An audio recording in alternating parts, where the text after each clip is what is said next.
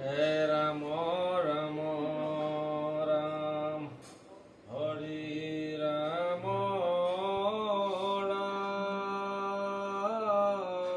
ৰাম হে ৰাম ৰাম ৰাম হৰি ৰাম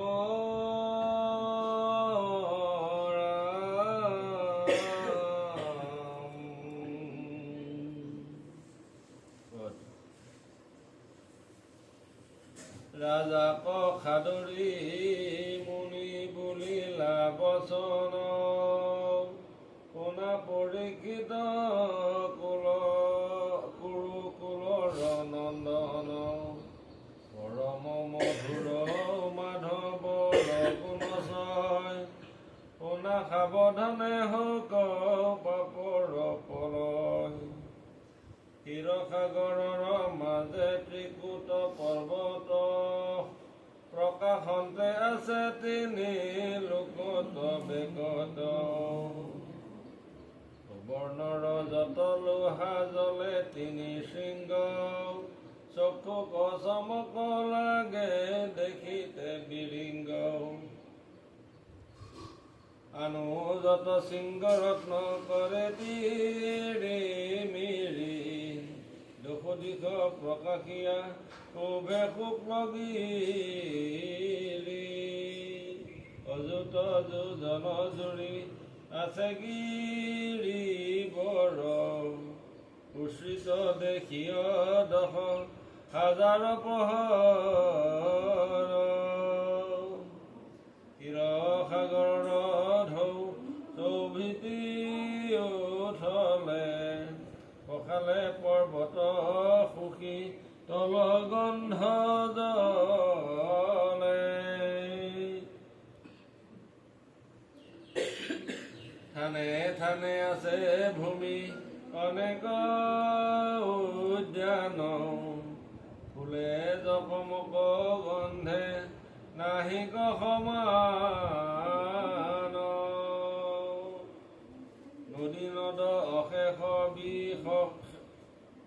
নদী নদ অশেষ বিশেষ সৰোবৰ ফটিক নিৰ্মল জল দেখি মনোহৰ বিদ্যা ধৰি সবে স্নান কৰে নৌখন পদ্মিনী খবৰ বাসে সুগন্ধি চন্দন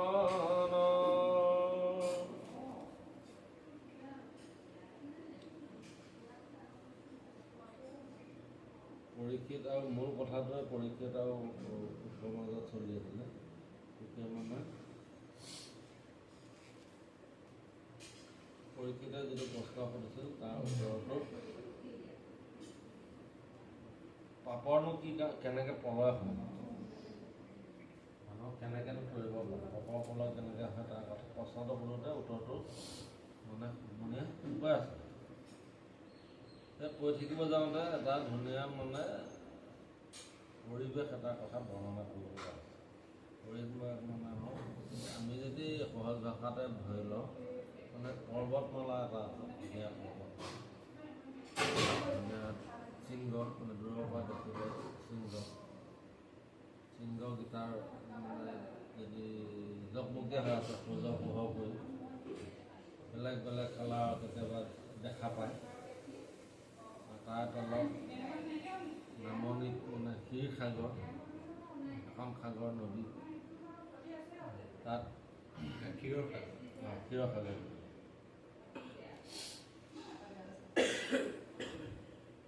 সেই সাগৰৰ কিনাৰত ধুনীয়া ধুনীয়া সৰোবৰত ফুলে ফুলে চাইণ্ডিঙত মানে ফুলে ফুলে যথেষ্ট গছ গছনি এই সৰোবৰত হেৰি বিদ্যাধৰীবিলাকে জলক্ৰিয়া স্নান কৰে মানে সেই ইমান ধুনীয়া পৰিৱেশটো যেন মানে সুগন্ধিতই যেন হৈ থাকে সদায় সেইটো পৰম আমোদ গন্ধ উঠলে সদায় দশো দিশ জুৰি তাৰ বায়ু বহি যায় সদায় যেন কি সুগন্ধিত হৈ যায় তাৰ সেই সুগন্ধৰ গন্ধটো বায়ুৱে মানে ইফাল সিফাল হৈ পৰিৱেশটোৱে সুগন্ধিত দেখি সুশোভন তৰু যত পৱনে জাত নিতে কিৰে দেৱ দিব্যনাৰী গণে। ইমান ধুনীয়া বন উপবন তৰুণীৰ মাজত দেৱতাবিলাকৰ দেৱ দেৱীবিলাকে নাৰী হওক বা স্ত্ৰী হওক ধুনীয়াকৈ খেলি ক্ৰীড়া কৰি থাকে। তাত সেই সৰোবৰৰ কিনাৰত থকা ইমান ধুনীয়া গছ গছনিৰ বিষয়ে এটা কৈছে। শাল তাল তমাল মদাৰ পাৰিজাত চম্পক অশোক আনু পুষ্প অসংখ্য বেলেগ বেলেগ প্ৰজাতিৰ গছবিলাক আছে, নামখিনি কৈছে। আম জাম লেম্বু জৰা জামিৰ খাজুৰি বেল নাৰিকল কল তম্বুল পাগৰি চব গছ আছে। অগৰু চন্দন পদ্ম কৰণ সোণাৰু আনু যত তৰু তৃণ সবে কল্পতৰু।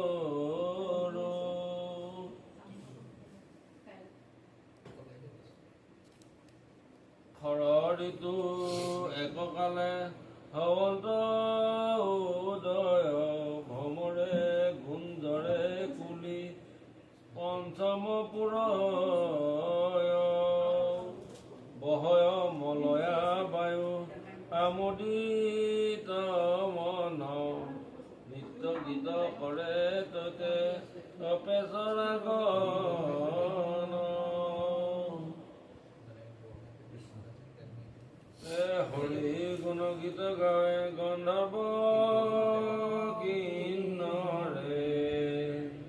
পাপ দূৰ হৌক বোলা নিৰন্তৰে। হৰি ৰাম ৰাম ৰাম ৰাম।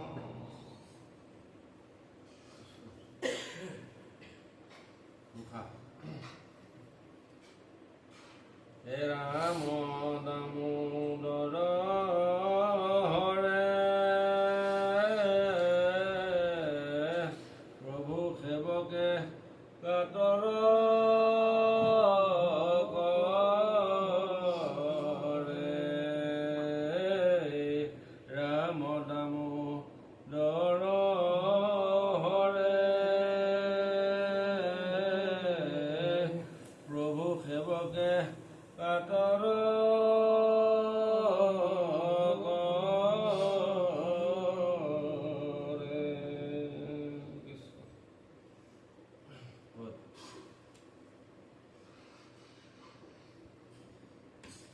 বনৰ যত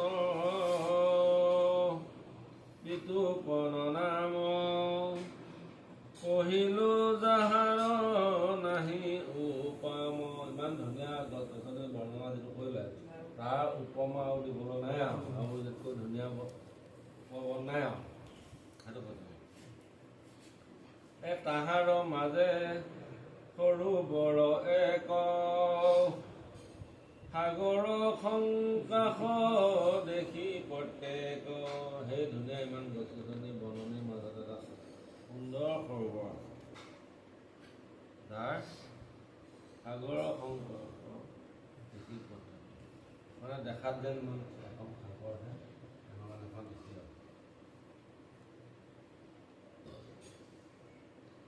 সুবৰ্ণময়ী পদ্ম আছে জৰি সমৰে মধু পিয়ে তাত পৰি ৰাজহংস আদি যতে পক্ষী পৰি পৰি থাকে নযায় উপেক্ষী। ইমান ধুনীয়া সৰোবৰ সুবৰ্ণময় পদ্মৰ মানে ফুলি আছে, ভোমোৰা মৌপি আছে তাতে, ৰাজহংস পক্ষীবিলাকে ধুনীয়াকৈ খেলি আছে। বেলেগলৈও সিহঁতে উৰি যাবলৈ মন নকৰে, তাতে কুমুদ সিদ্ধি পুতপল ফুল ফুলি আছে গন্ধে নাহি কতুল চৌবিধি বেঢ়ি আছে উপবনে বহিবে তাৰ নাম কোনজনে কদম্ব ৰঘু নাগেশ্বৰ গাছে ফুলে জকমক বেঢ়ি আছে মালতী মধাই যাই যি তাই জ্যোতি যত পাৰিজাত মুখ বৃক্ষ সন্ত সমস্ত বহয় বসন্ত মলয়া বাও কুকিলে তেজে সুললি তৰাও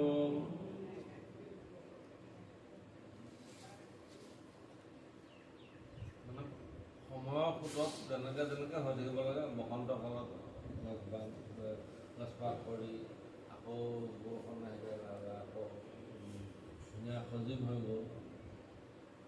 গোটেই ঋতুখিনিয়ে তাত সৃষ্টি হৈ থাকে পৰিৱৰ্তন আহি থাকে মানে কথা হ'ল কি আমাৰ সাধাৰণ কথাটোকে বৰ্ণনা কৰিব যাওঁতে গোটেই প্ৰত্যেকবিলাক কথাকে মানে শব্দৰে প্ৰকাশিত কৰিছে এটা সুন্দৰ পৰিৱেশ কেতিয়াবা তোমাৰ পাহাৰ পৰ্বতৰ পৰা আগৰ পৰা সৰু সৰুৰ পৰা গছ গছনি চৰাই চিৰিকটি খাওঁতাই গা ধুৱাই দেখুৱাই দিলে মনোগ্ৰাহী নহ'ব যদি ৰূপক নাথাকে তেতিয়াহ'লে মনোগ্ৰাহী নহ'ব এতিয়া কথা হ'ল যে ইয়াৰ পিছৰ পৰা আচল কাহিনী লৈ আহিছে সিহি বনৰ মাজে গজেন্দ্ৰ আছে অনেক হস্তি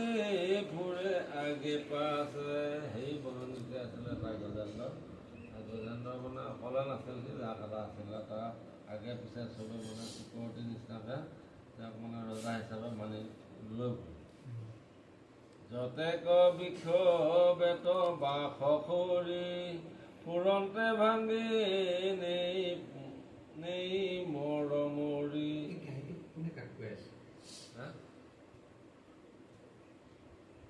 সুকে পৰীক্ষিতে প্ৰশ্ন সুধিছিল সুখক পৰীক্ষিতে প্ৰশ্নটো সুধিছিল সুখক ৰাজাকক সদৰি বুলিলা বচন শুনা পৰীক্ষিত খণ্ডন পৰম মধুৰ মাধৱৰ গুণচয় শুনা সাৱধানে হংস কাকৰ কৰ কাৰণ গোটেই ভাগৱতৰ কাহিনীখিনি কুকাৰ পৰিচিতৰ মাজতে চলি আছে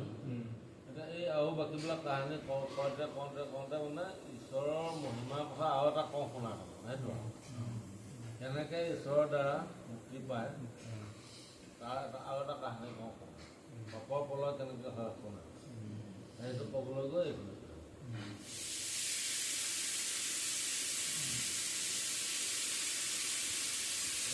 সেইটো কথা ক'বলৈ গৈ পৰিৱেশটো ৰচনাটো কৰি ল'লে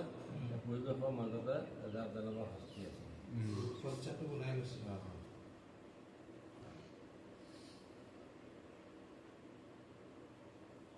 যাৰ গন্ধ পাই সিংহ পলাই যতেক পশু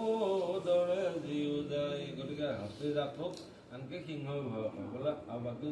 তাত জংঘলত থকা জীৱ জন্তু সমস্ত তাত ধৰক দেখিলে পলায় মদ জলধাৰাই বহি আজাই ভ্ৰমৰে জাক সেৱে সৰ্বদাই চৰন্তে ফুৰন্তে কিৰণতে যাই ৰহিলা গজেন্দ্ৰ ভাগৰ পাই সিহঁতৰতো আৰু কিয় এই গৈ আছে ফুৰি আছে খেলিছে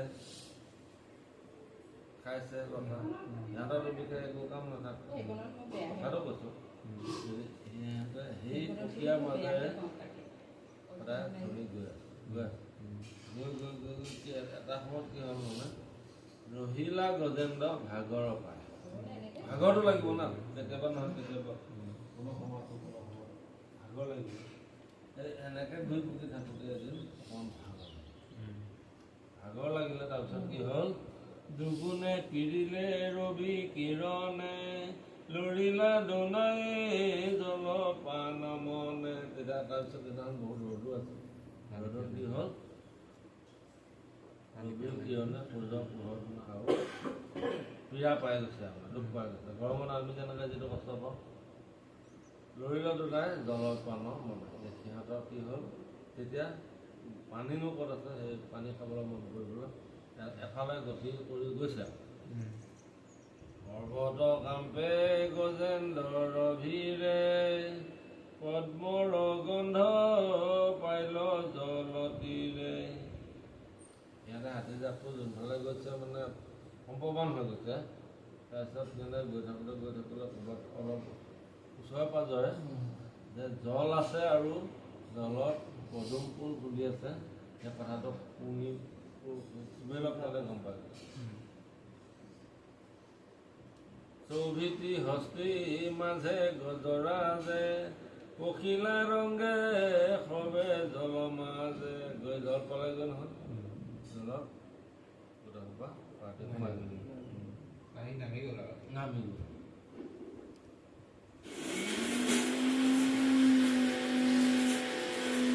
পদ্মৰ গন্ধে সুগন্ধিত জল পিলে কৃষ্ণাই হৈয়া বিকল। অগাধ জল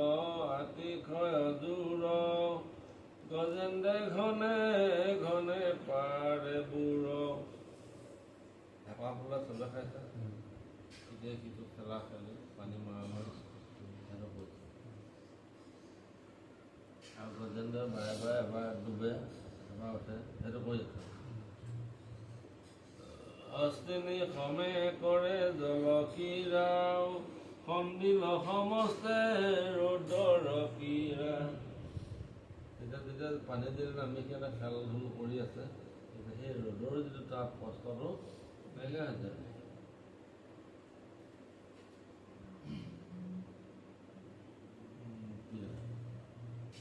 হস্তি হস্তিনিক কৰা স্থান পিয়ায়ে জল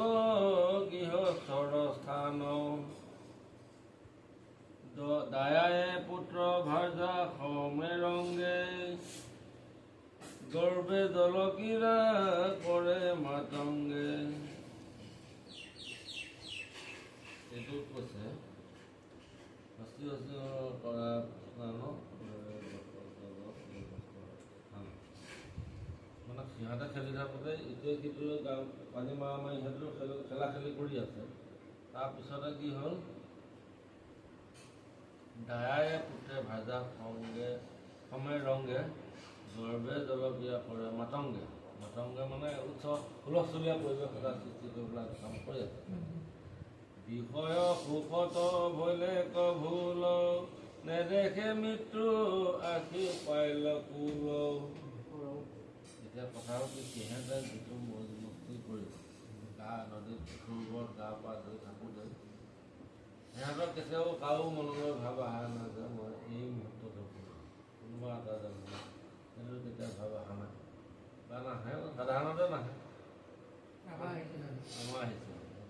কিন্তু এৰোপ্লেনত উঠা মানুহকেইটা 40 মিনিট আগতে 40 ছেকেণ্ড আগতে ফটো চটো মাৰি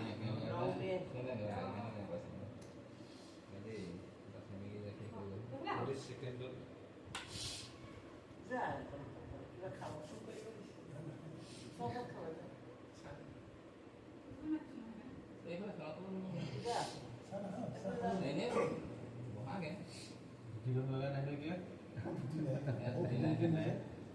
জলত গজেন্দ্ৰে কিৰে উৎসাহে দেখিল তাক পাছে মহাগ্ৰাহে।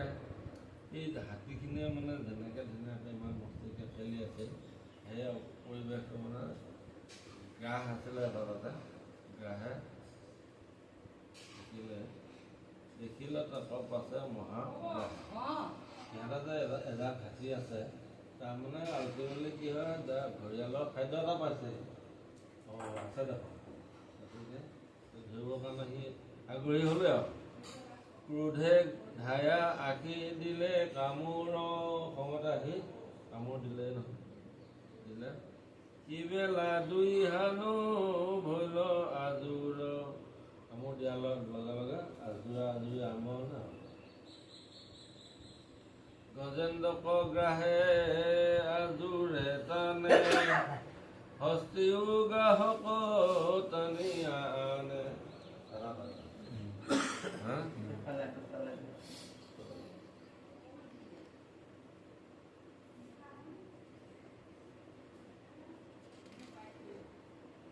যতে কবল আছে মানে দিল গ্ৰাহক গজেন্দ্ৰ যুদ্ধ মিলিল দুটা সমানে মানে টানাটানি কৰি যুদ্ধ এখন চলি আছে দেখিয়া দুইৰ যুদ্ধ বিপৰীত বিৰহ দেৱ ভৈলা ভয়ভীত সিহঁতৰ যিখন যুদ্ধ চলি আছে সেই যুদ্ধখন দেখি দেৱতাসকলে ভয় পাই গৈছে ত্ৰিদশ দেৱ ভৈলা ভয়ভীত খাই গৈছে কি হ'ব এনেকৈ আমাৰ অৱস্থাটো বেয়া হ'ব নহ'ব নহয় কি হ'ব ভয় খাই গৈছে দেখিলা সবে ৰাতি অসদৃশ যুদ্ধতে সহজ গ'ল বৰিষ এই নেদেখিবলগীয়া বস্তু এটা দেখি আছে আপোনালোকৰ সময়টো ইমান কেইবা বছৰো পাৰ হ'ল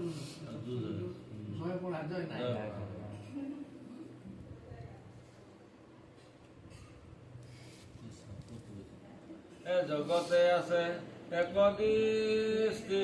কৰি কৃষ্ণ বুলি যায় সংসাৰত হৰি ৰাম ৰাম ৰাম ৰাম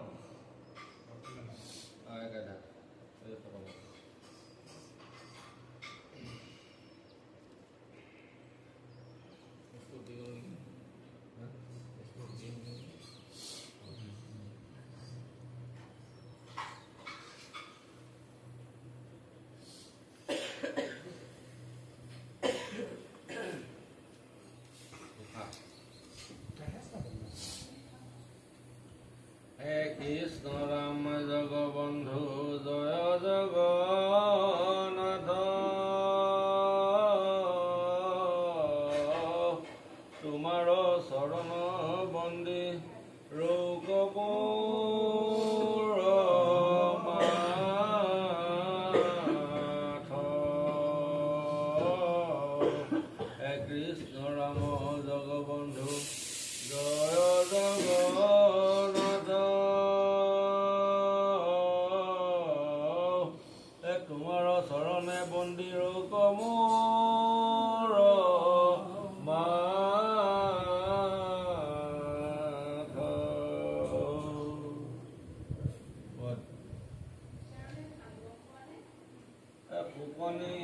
ফুকনি গদতি কথা শুনা নিপবৰ মিলিল অদ্ভুত যুদ্ধ গ্ৰাহক গজেন্দ্ৰ আকাশত দেৱগণে দেখন্ত বিস্ময় গ্ৰাহক গজেন্দ্ৰ আৰু নাহি ভংগ কালে গজেন্দ্ৰ বল ভৈল হানি গ্ৰাহৰ বাহিল বল প্ৰিয়া চাদ পানী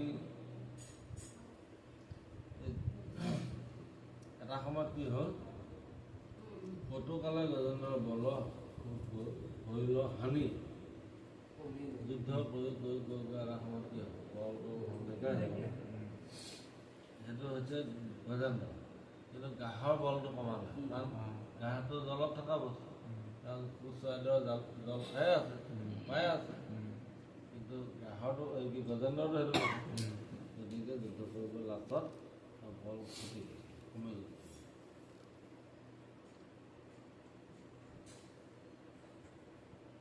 শান্ত ভৈলা গজৰাজ কান্ত ভৈল গজৰাজ যুঁজিতে নপাৰে চিহৰে হস্তি নিশ্চয় বেঢ়ি চাৰি পাৰে অনুজত দান্তল স্বামীৰ ঘূৰ দেখে ৰাখিতে নপাৰে কাৰো বাক্য নাকে মুখে দেখিলা জগতে আপোনাৰক মৃত্যু ভয় ৰাখিবে নপাৰে আৰু ভাৰ্যা পুত্ৰ ছয় তেতিয়া মানে যেতিয়া সি দুৰ্বল হৈ গ'লগৈ তেতিয়া কি ভাবিলে মই আৰু এবাৰ নবাচিলোঁ কাৰণ মোক কোনোটা বচাব পাৰিম ছোট ভাজা ওপৰত উঠি চিঞৰিহে আছে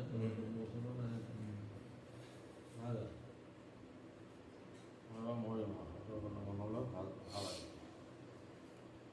সংকট বেলাটোত আৰু সদ বুদ্ধি ভৈল কি ভৈল বুলি গুণি বাস লৈ ল যেতিয়া সংকটৰ সময় আহিব তেওঁৰ মনতে ভাবিলে মৰিব ভাবিবলৈ কি হ'ল তাৰ মনলৈ সৎ বুদ্ধি সংকটৰ সময়ত এটা সৎ বুদ্ধি আহি গ'ল সৎ বুদ্ধি আহি পেলাই তেওঁ মনতে গুণিছে ভাবিছে কি ভৈল বুলি গুণি লেখত গুণি বাস লৈ আমি হেন গজৰাজ জগতে আমি হেন গজৰাজে জগতে যাকক হে মহাগৰ্ভে ভ্ৰমণতে পাৰিলে গজৰাহে মোক সকলোৱে গজৰাজ বুলি মাতে হয়নে গজেন্দ্ৰ বুলি মাতে কোনো আগতে মোক এনেকুৱা কৰিব পৰা নাই আজি মানে বিধাতাৰ প্ৰসাদ পৰিলোঁ আৰু জানিলোঁ বন্দী কৰিলোঁ বিধাতাৰ প্ৰসাদ বিধাতাৰ কথা মনত পৰিছে তেতিয়া আমাক ৰাখিবে আৰে অমন বান্ধৱে অন্তকালে গতি মোৰ কেৱল মাধৱে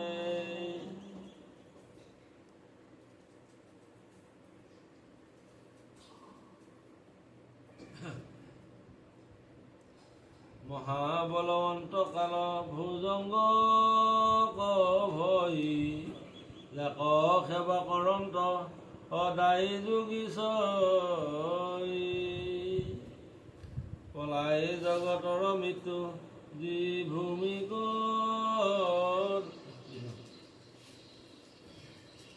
পলাই জগতৰ মৃত্যু যি প্ৰভু দৰে যাক ভয়ে চন্দ্ৰ সূৰ্য পৱন সঞ্চৰে হেন জগন্নাথ অনাথৰ ইষ্ট দেৱ হৰি বিনে তাৰ অন্ত নাহিকে সেইটো কথা মনলৈ আহিছে এই বুলি মৰণত নবৈলা বিকল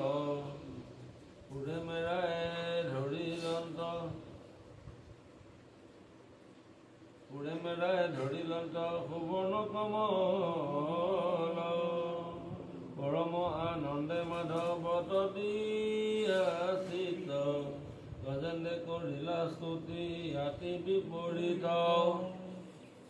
জাক শুনি তৰি ভৱ নৰ কদুঘোৰ অন্তকালে মাধৱ বান্ধৱ গতি মোৰ সেইটো মনত ভাৱ পাইছে মোকতো নহয় কোনেও বচাব নোৱাৰে গতিকে পাই যদি পৰীক্ষা কৰোঁতে ঈশ্বৰ মানে ভগৱানটোহে অন্তকালে মাধৱলৈ তেতিয়া মনত পৰিছে শেষ সময় পুৰে মেৰাই পদ্মপুত ওপৰ তুলি কৃষ্ণত শৰম দিলা ৰাহি হৰি বুৰি তাত সেই জলত সৰোবৰটো পদুম ফুল আছিলে সেই পদুম ফুল এটা কাষৰে মিলাই ধৰিলা তেওঁলোক মানে ভগৱন্তক স্মৰণ কৰি পেলাই মানে ফুল ৰোপণ কৰিছে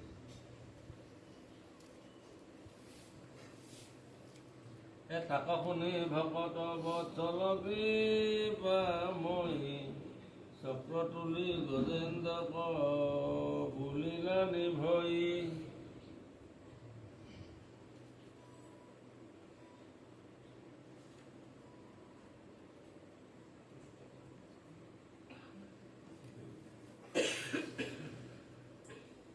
আঠে বেঠে চলিলন্ত গৰুৰৰ স্কন্ধে ভকতক ৰাখিবাক আখিলা প্ৰবন্ধে গৰুৰৰ নামি ভূমি পৰম বিক্ৰমে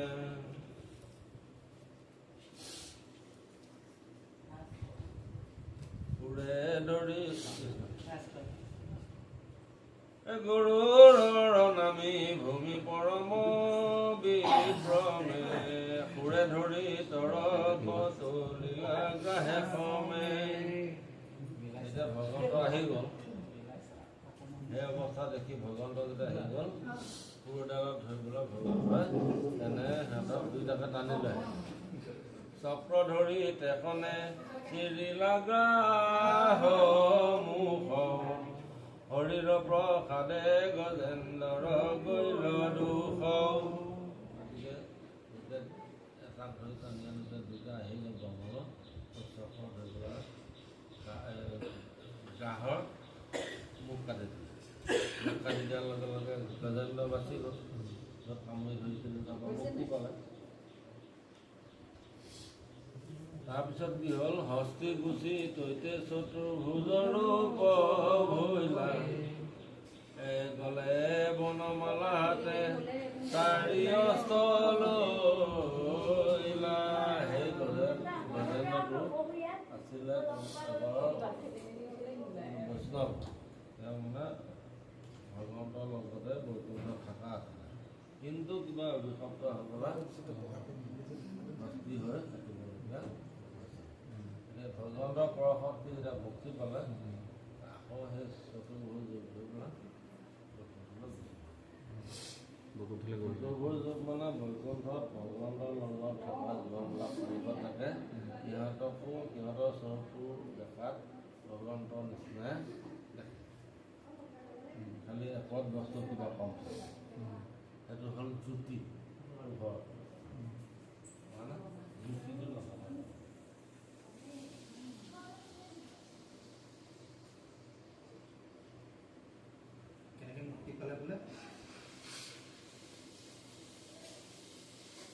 সেই যুদ্ধৰ সময়ত যেতিয়া লাষ্টত যেতিয়া বলাই নোৱাৰিব বুলি ভাবি ল'লে গজেন্দ্ৰই, যে অন্তিম সময়ত মানে ভগৱানৰ মই ইমান বীৰ, মই কেতিয়াও এনেকুৱা সংকটত পৰা নাই, এইবাৰ মোৰ কি হয়। গতিকে অন্তিম সময়ত মানে ভগৱন্তলৈ মনত পেলাই পেলাই এই পদুম ফুল এটাকে তাতে নদী আছিলে পৰ্বত, পদুম ফুল এটাকে লৈ পেলাই ঈশ্বৰৰ ওচৰত অৰ্পণ কৰি এনেকৈ নিবেদন কৰিলে। এই নিবেদনটো ইয়াত মানে এটা হেৰি লিখে দেখোন, এই গোটেই কথাখিনি আমাকে আঙুলিয়াই দিছে। আত্মা পৰমাত্মা যদি এই আমাৰ এতিয়া যোন লাগিয়ে আছে আৰু অন্তিম সময়ত যে আমাক কয় যে কৃষ্ণ নাম লোৱা, কৃষ্ণ নাম লোৱা, কৃষ্ণ নাম যেতিয়ালৈকে উচ্চাৰণ নহ'ব তেতিয়ালৈকে সেইকাৰণে কয় এই অন্তিম সময়ত কোৱা যায় ভাগৱত আমাক এনেই নহয়, সেই শ্ৰৱণ হ'লেও ৰোগীজনে শ্ৰৱণ শুনিবতো, তেতিয়া মুক্তি পায়, তেতিয়া মানে কৃষ্ণ নামটো আহিবই লাগিব, কিন্তু যিকোনো প্ৰকাৰে আহিব লাগিব, তেতিয়াহে গতি কৰিব। নহয় এই ইয়াক সেইটোকে দেখুৱাইছে যে গজেন্দ্ৰটো কিমান মহাপ্ৰতাপী, আমিওতো কম প্ৰতাপী নহয়, একেই, কিন্তু অন্তিম সময়ত আমি সেইটো পাবই লাগিব, কৰিবই লাগিব। আমাৰ আত্মা পৰমাত্মাই টানাটানি হৈ আছে, ইটোৱে আকৌ মহে ডাঙৰ, সিটোৱে আকৌ মহে ডাঙৰ, হয় নহয়? কিন্তু যেতিয়া গৈ এক হ'বগৈ, ঈশ্বৰমুখী হ'ব, তেতিয়াহে আমি আমাৰ মুক্তি, মানে আমাৰতো মুক্তি নায়েই, নহয় জানো? কিন্তু এই ধামৰ পৰা বেলেগ এটা ধামলৈ আমি গতি কৰি আছোঁ কাইটো সলনি হ'ব আত্মাৰ বিয়োগ নাই নহয় কাইলৈ সলনি হ'ব কৃষ্ণ কৰিলা প্ৰণাম পাছে দণ্ডৱতে পুৰি পাৰি সদ হৈয়া বৈকুণ্ঠ কগৈলা কৃষ্ণ দৰ্শনে গ্ৰাহু থাপক নিষ্ঠুৰি দিব্যৰূপ ধৰি আচৰ গগৈলা দুইটা মুক্তি পালা দুয়োটো অভিশপ্তই আছিলে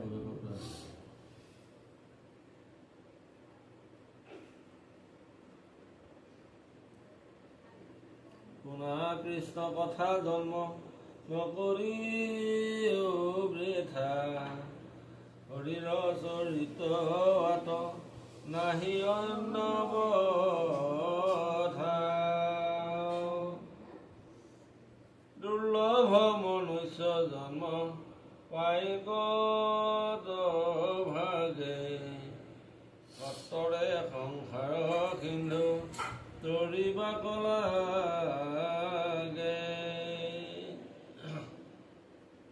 যত সুখ ধন জন সবে বিষ্ণু আকাশত প্ৰকাশে মেঘৰ যেন ছায়া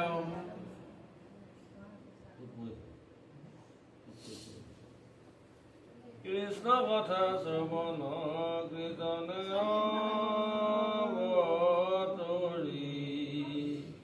এন জানি সদায় ঘূৰিও হৰি হৰি হৰি ৰাম ৰাম